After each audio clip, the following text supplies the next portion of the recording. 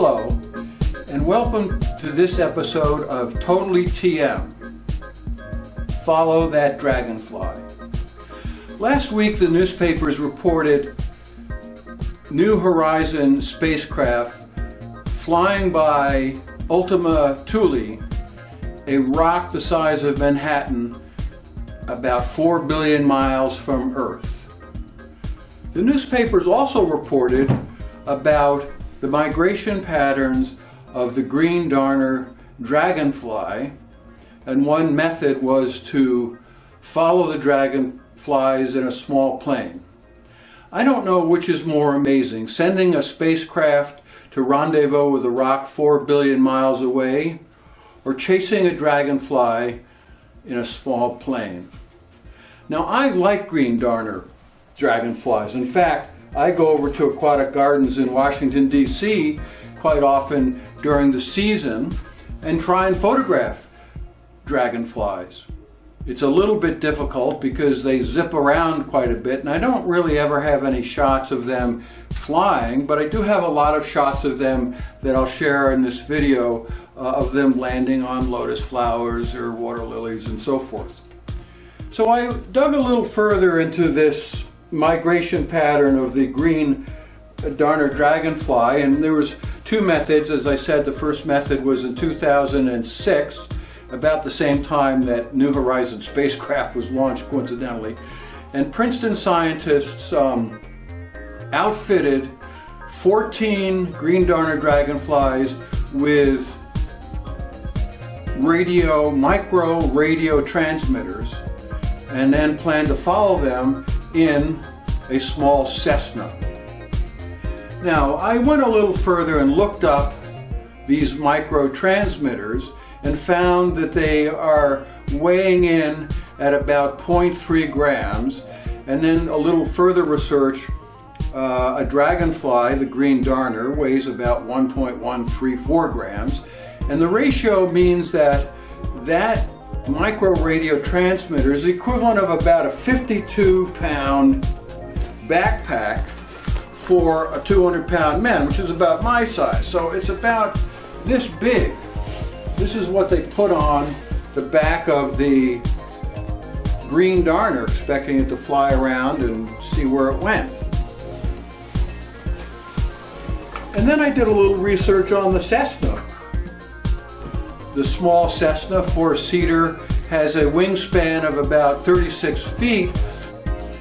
And the other fact that I learned about the Cessna is that its luggage capacity is only 120 pounds. So if you make the ratio of the luggage capacity of 120 pounds to the weight of the plane, which is 2,550 pounds, that comes out to be about a 10-pound backpack for a 200-pound person.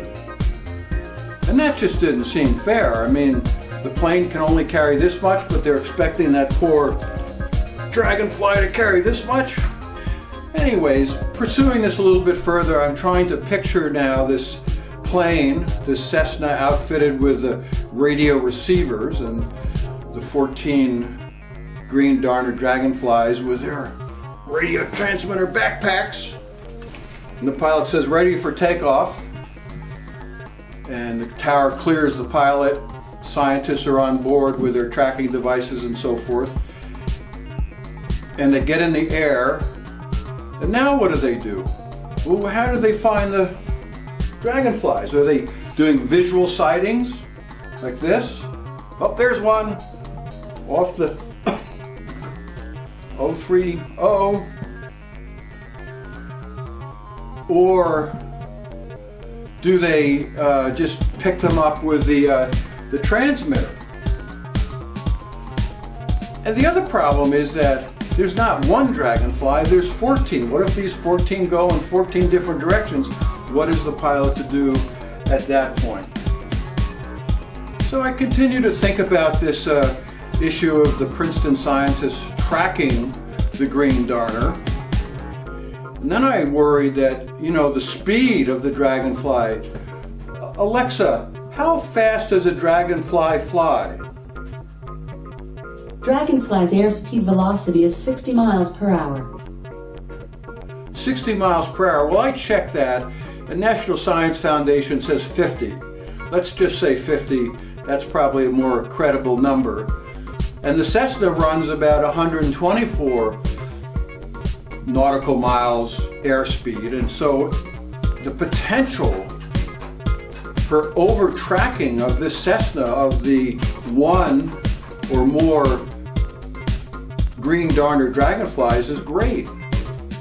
And what would happen if that Cessna over-tracked that poor dragonfly? It would just be disastrous, not just for the study. And finally, the dragonflies don't have any kind of a flight plan. They're just out there, and the pilot needs a flight plan. And I don't have any idea what kind of flight plan the pilot of the Cessna tracking the 14 green darner dragonflies filed. But I do know the newspaper article said they turned back after 80 miles, even though the Cessna's range is 134 miles. Well, I'm drifting away here. Anyways, we got a lot of numbers. Airspeed, the weight of the Cessna, the size of the dragonfly, even the size of Ultima Thule, out there 4 billion miles. And somehow for me, as interesting and fascinating as those numbers are, the numbers just don't capture the wonderment that I feel thinking about either New Horizons spacecraft zooming beyond Pluto out there in the Kuiper Belt, or a Princeton group of scientists trying to follow a dragonfly in a small Cessna. That's, for me, wonderment.